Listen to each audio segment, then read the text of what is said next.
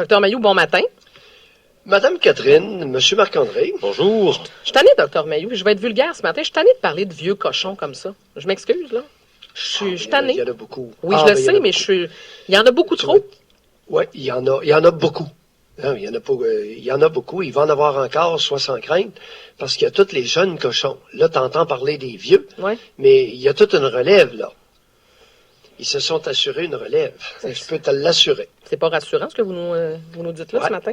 Oui, alors la relève va se manifester surtout dans les pères divorcés et les nouveaux conjoints des mères, particulièrement. C'est épidémique à l'heure actuelle. Oui, j'ai remarqué ça. On en parle souvent dans l'émission du midi, les nouveaux conjoints des mères. De plus en plus, des gens de 25-30 ans. Oui, les nouveaux conjoints des mères monoparentales. Oui, je suis contente que vous... Ben oui, on cible, on cible les femmes un petit peu plus peut-être fragiles. Oui, c'est pas très rassurant. Surtout les monoparentales de 2-3 enfants. Très ciblés par tout ce qu'il y a de pervers sexuel, de pédophiles. Ça m'inquiète, je trouve ça... Mais là, cette histoire-là... Et il y a ces pères divorcés qui aiment leur fille unique. T'as même pas idée, Catherine. Ils en prennent soin une fin de semaine sur 2, là. Ils en prennent vraiment soin. J'entends ça, là, de plus en plus régulièrement dans mon bureau. Ben, ils les aiment. Docteur, écoutez, j'allais juste une fin de semaine sur 2. Oui, mais est-ce que ça fait... Ils en prennent un soin, là. Écoute, t'as même pas idée. Oui, ben ça dépend. Ça part de la toilette vulvaire à coucher avec, à l'éponger après son bain jusqu'à un âge avancé, à louette. Puis il vous raconte ça dans votre bureau. Puis Ben oui. OK. Ben oui, puis avec souvent la complicité. Lorsque la pauvre mère ose dire ça à une travailleuse sociale, elle se fait regarder de travers et, plus souvent qu'autrement, se voit accusée d'aliénation parentale. Elle est jalouse. Ah, oui. OK.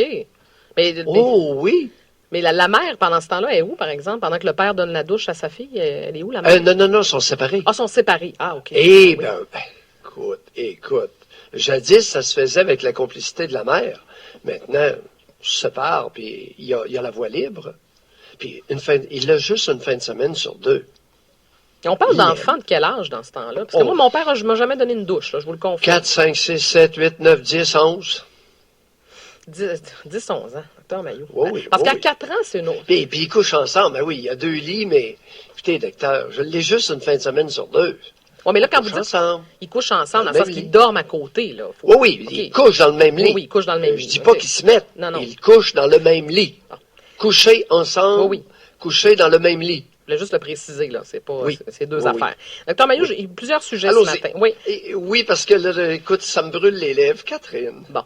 Où vous en allez? Je suis toujours... OK, je vous écoute, je sais pas du tout où vous en allez. Allez-y. Oui, Marc-André, avez voulu José Legault combattre la haine ce matin? Mère Legault, mère supérieure, s'est déchaînée. Pour conclure, attachez vos tucs avec de la broche. L'histoire l'a maintes fois démontré. La haine ne combat pas la haine, elle la décuple. Ben... C'est pas faux, c'est en même temps, l'amour ne combat pas la haine non plus, là. Merci Marc-André. Sauvez les os ce matin. Si vous me faites un coup de chien, j'ai le goût de vous en faire un, mais c'est pas avec l'amour que vous allez me reconquérir certains. Oui, ben, par contre, là, faut faire la part des choses, là. Ça dépend des dossiers. C'est parce qu'hier, dans un de nos auditeurs, en fin d'émission, qui dit on va combattre le terrorisme par le terrorisme. Attention, là. Je pense pas qu'on... faut faire la part des choses aussi. Catherine, je te rappellerai que... Quel est le leitmotiv d'Israël? Never again. Oui. OK, mais... Marc-André? Oui, on vous suit, on vous écoute, mais parce que Dr. Never again. Jamais plus. Jamais tendre la joue lorsqu'on a été frappé sur l'autre. Oui. Le leitmotiv d'Israël, never again. Et en quoi consistent les mesures antiterroristes en Israël? Allez-y. Expliquez-nous. Représailles. Oui, mais c'est parce que, Dr. Mailloux... Alors, appelons le responsable, là, notre ami Charles-Philippe Daville, titulaire de la chaire Raoul Dandurand en études stratégiques, et demandons-lui quelle est la politique de réponse aux attaques terroristes des Israéliens. Oui. Parfait. OK. Never again. Oui, on a bien compris. Mais une fois que c'est dit, Dr Mayou, si ça vous dérange pas, le conflit israélo-palestinien, quand on regarde comment ça se passe, c'est pas ça que je veux dans ma cour nécessairement, puis j'ai pas le goût d'aller vivre là-bas non plus. Ça va être correct. Sois sans crainte, t'as même pas besoin d'aller vivre là-bas, tu vas l'avoir ici au Québec, ils l'ont aux États-Unis, et ça va traverser la frontière. Sois sans crainte, il s'en vient.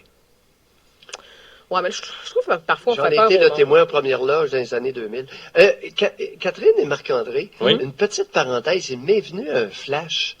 En 1999, il y avait un psychiatre, Jacques Talbot de Pinel, qui a produit un rapport de 19 pages contre moi devant le comité de discipline du Collège des médecins sur la violence conjugale. J'avais invité les femmes à se défendre, à se tenir debout lorsqu'elles étaient battues par leur conjoint. Oui. Et il a produit un rapport de 19 pages défendant la thèse que ça augmentait le risque d'être encore plus violenté. Ah oui? Il se basait sur quoi pour dire ça? Ouais. Vrai comme vous êtes là, Okay. vrai comme vous êtes. 19 pages.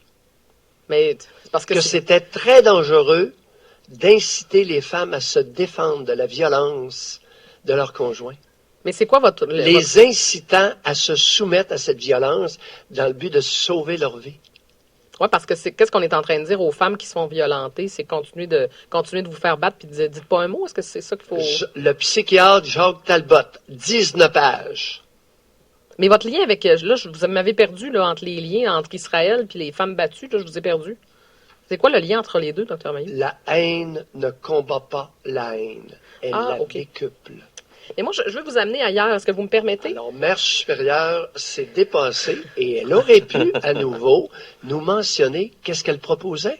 Bon, présumons, Marc-André et Catherine, que la haine ne combat pas la haine, elle la décuple. Que propose Mère supérieure Legault? L'amour, voyons, docteur. Non, elle ne le dit pas. Non, c'est pas ça qu'elle dit dans son papier, par exemple. Attention, là, on fera pas de la démagogie. Là, c'est parce que le maire supérieur, pouvez-vous nous parler de temps en temps des chroniqueurs masculins dans le Journal de Montréal? C'est toujours les mêmes que vous nous sortez, là. Il n'y a que des femmes? Ben non, il n'y a pas que des femmes. Non. Là, à part Richard Martineau. Non, il y a Richard Martineau. Là, dans la section, il y en a plein, là. Il y a Mathieu Bock-Côté, il y a Jonathan Trudeau, Michel Hébert. Non. Sortez-moi d'autres choses ce matin. Moi aussi, je vous suis, là. Oui, mais des tout petites colonnes. Non, la même chose que Denise Bombardier. Non. Là, vous êtes dans le champ ce matin, là. Je vais vous ramener. Pleine page. Est-ce que Mathieu Bock-Côté a pleine page? Non. Ou une petite colonne? Ben, c'est une colonne, mais ils ont tous une colonne ce matin. Denise Bombardier est à côté. Ils ont tous le même espace, là. Excepté José Legault, qui a une quasi pleine page. Oui, une demi-page avec la caricature, d'ailleurs, qui est excellente dans le Journal de Montréal de ce matin, que j'aime beaucoup de Y, qui dit... Et José Legault, et José Legault est politologue, Catherine. Oui, je le sais, mais c'est correct. Non, c'est parce que là, mère supérieure. Non, c'est parce que moi, je voulais vous amener ailleurs ce matin. Là. Laissez mère supérieure de côté. Je t'y accompagne. C'est parce que je veux qu'on parle de l'homosexualité refoulée. Parce que là, intéressant aussi. Ben, il semble que... Parce que là, on parlait d'un geste homophobe et, tu sais, on fait tabac de ça depuis 2 jours, mais là, pour se rendre compte que le tireur serait possiblement un homosexuel refoulé, ça peut être dangereux, ça, Dr Mayou. Ça m'a fait penser au dossier de Guy Turcotte. Oui, je pense qu'on va enlever le possiblement. Oui. Et témoin à l'appui, l'assassin d'Orlando, depuis 3 ans, aurait fréquenté 2 à 3 fois par mois minimum le bar homosexuel. Oui. Bon, ça nous mène où? Question que je me suis posée, les amis, que je vais vous poser. Oui. Le père de l'assassin, qui est afghan d'origine, apprend que son grand-fils prend un coup, prend de l'alcool et fait du frotti-frotta avec des hommes adultes alors qu'il est père d'un fils de 3 ans et marié. Oui. Est-ce qu'il y aurait un risque que le père afghan abatte son fils? Oh. Il est peut-être devenu une honte pour la famille, par exemple, hein?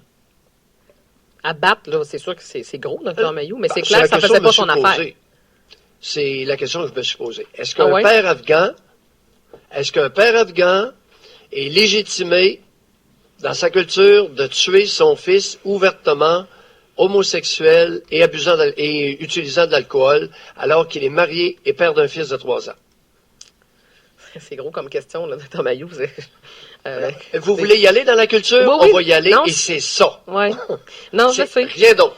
Mais est-ce que ça aurait pu Un aller... crime d'honneur, là, on va arrêter d'en parler avec des gants blancs. Un crime d'honneur, c'est ça.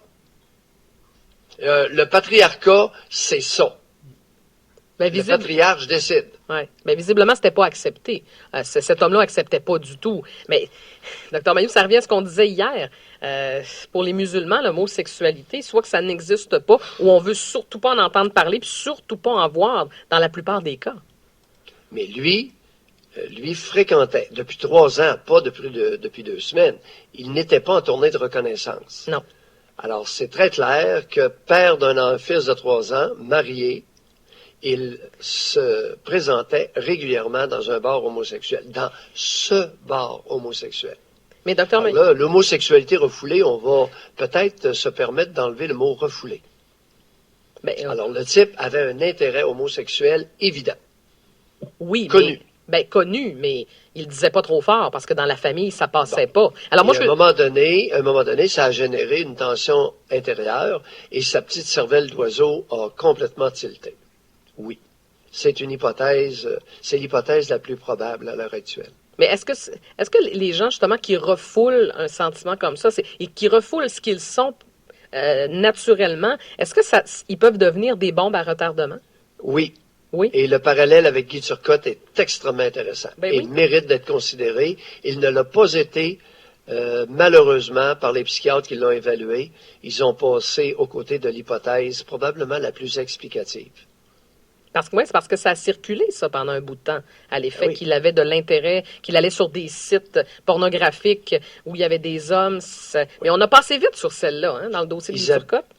Isabelle Gaston a témoigné, ça a été rapporté dans les grands quotidiens.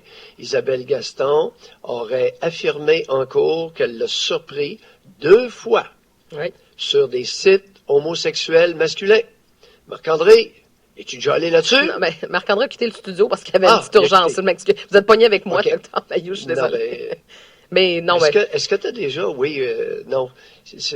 Écoute, pour un homme, là, un homme hétéro aller sur des sites homosexuels masculins, c'est vraiment pas excitant et intéressant, Catherine. Il y en a pas beaucoup. Il n'y en a pas beaucoup, même par curiosité. Par contre, sur des sites homosexuels féminins, là, tu vas avoir couru. Ça va se bousculer à la porte du portillon chez les hommes hétérosexuels. Oui. Mais il y a vraiment 2 poids, 2 mesures ici, là. Oui, mais en même temps, c'est Parce que, écoute, voir 2 barbus comme moi qui s'embrassent, là, écoute. C'est pas nécessairement une image que je voulais à 7h24, Dr. Mailloux. Et là, j'ai été poli parce qu'on est le matin, puis il y a des jeunes oreilles à l'écoute. On vous remercie. J'ai l'habitude d'être un petit peu plus salé. Je l'ai senti que vous faisiez attention et on vous Alors, prends 2 vieux barbus comme moi qui sont en train de s'embrasser. Faites attention, Dr. Mailloux, ça peut intéresser des gens, là. Faites attention. Wesh! Dr. Mailloux, on se retrouve ce midi. Pensez à ça, vous l'avez bien formulé, je vous félicite. On prend soin de nos jeunes oreilles à l'écoute parce que oui, écoute, dans les 14 à 54 ans, il y a beaucoup on est écouté beaucoup par des jeunes. Oui. C'est surprenamment. Alors, chers jeunes, soyez sans crainte, je prends soin de vos oreilles et on va vous introduire graduellement à la chose adulte. C'est bien dit. Sans heures. Je me sens toute parentale ce matin. Oui, je vous reconnais plus. Qui êtes-vous? Dr. Mailloux, on se retrouve à midi. C'est à te côtoyer, Catherine. Ah, que j'aime entendre ça. C'est de la musique à mes oreilles. On se retrouve à midi jusqu'à 14h. Allez-vous être là? Mais c'est sûr. Bon, parfait. Je vais juste vérifier. À plus tard. Oui. Dr. Pierre Mailloux. 106.9 Doc Mailloux entre midi et 14h.